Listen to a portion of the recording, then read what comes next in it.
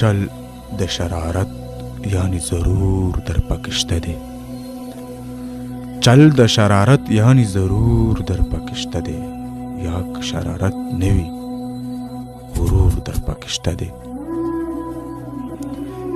سخم دی گرم غوندې عرقې د انګورو.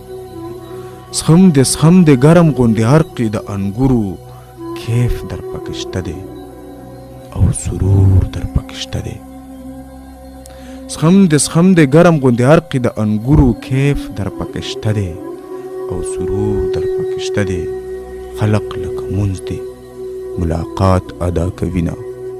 خلق لکه مونځ دی ملاقات ادا کوینه. یاره شغله باره پیتری نور در پکشته دی. خلق لکه مونځ دی ملاقات ادا کوینه. یاره شغله باره پیتری نور در پکشته دی.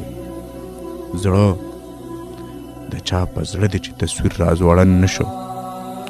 زړه د چا په زړه دی چې تصویر رازوړن نشو. زړه د څه خبرې څه قصور در پکشته دی.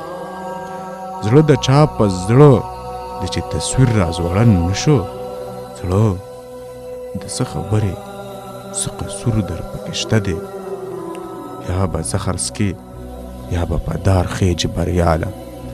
یا به زخر سکې یا به په دار خیج بریاله. ګورم څوک سقراط څوک منصور در پکشته دی. چل د شرارت یعنی ضرور در پکشته دی. یا که شرارت نوی غرور در پکشته دی.